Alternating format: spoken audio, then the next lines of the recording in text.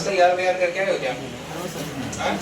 कुछ लोग खुश हो गए, इसका मतलब कुछ ना कुछ तो जुगाड़ बना के आए होंगे, है ना? देखो आज आप सभी यहाँ पे जो उपस्थित हो, इसके पीछे का दिन जानते हो क्यों उपस्थित हुए हो? ये क्या बोले सर?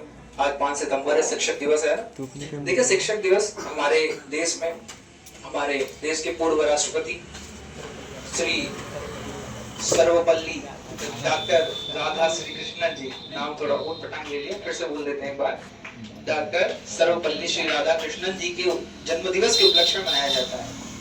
इस दिन को मनाने के पीछे का कोई खास वजह नहीं थी। कुछ स्टूडेंट, कुछ विद्यार्थी उनको सम्मान देने के लिए उनसे पढ़े हुए थे, तो उनके प्रेम में जाकर के उनको कुछ जो है उपहार वगैरह दे रहे थे।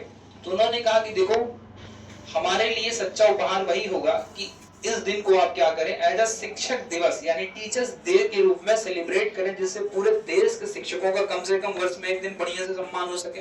हालांकि हमारे यहाँ गुरु शिष्य परंपरा रही है, सनातन की धरती है अपनी, प्राचीन काल से ही अपने यहाँ गुरु और शिष्य परंपरा चलती आई है। अपने यहाँ रियलिटी में गुरु शिष्य परंपरा को ही दर्जा दिया जाता है। पिता पुत्र वाली जो परिकल्पनाएं हैं वो हमारे यहाँ भारत से नहीं बाहर से आई हुई है। मुगल एम्पायर, ब्रिटिशर्स वगैरह जो आते गए, जिनके यहाँ जैसा सिस्टम चलता था उस समाज की कहीं ना कहीं थोड़ी थोड़ी चीजें अपने यहाँ आती गई।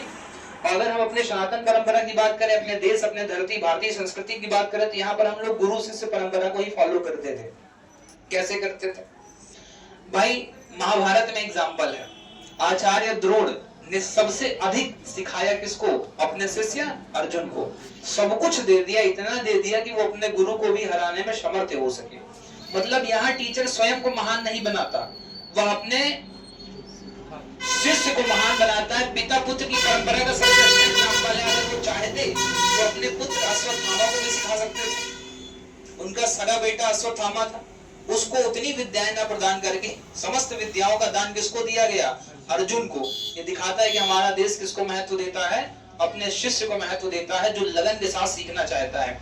एक एग्जाम्पल यही नहीं है, रामायण का उदाहरण ले लीजिए भाई। श्री राम जी से हमें सीखने को यह मिलता है कि उनके शिष्य भक्त हनुमान जी है कि नहीं है? आज भी आप भारत में पूरे देश में भ्रमण करिए, सर्वाधिक मंदिर आपको हनुमान जी के देखने को मिलेंगे, ना कि श्री राम जी के देखने को मिलेंगे। मिलेंगे कि नहीं मिलेंगे? इसका मतलब हम उस धरती से संबंधित हैं, उस धरा से संबंधित हैं हम लोग, जहां पर हमारे बीच एक अद्भुत रिलेशन बना रहता है। और ये हमारे डीएनए में है, हमारी संस्कृति में है, हमारे खून में है, ये हमारी विरासत है। हमारी विरासत है अपने से बड़े बुजुर्गों का सम्मान करना। हमारी विरासत में हमें मिला है कि गुरुओं का सम्मान करना, उनसे सीखना, सीखने की इच्छा रखना, क्योंकि विद्या कहीं ना कहीं हमें विनम्रता प्रदान करती है। विद्या ददाति विनयम। जिस व्यक्ति के अंदर विनम्रता नहीं आती, वह व्यक्ति सही मायने में विद्या भी ग्रहण नहीं कर पाता।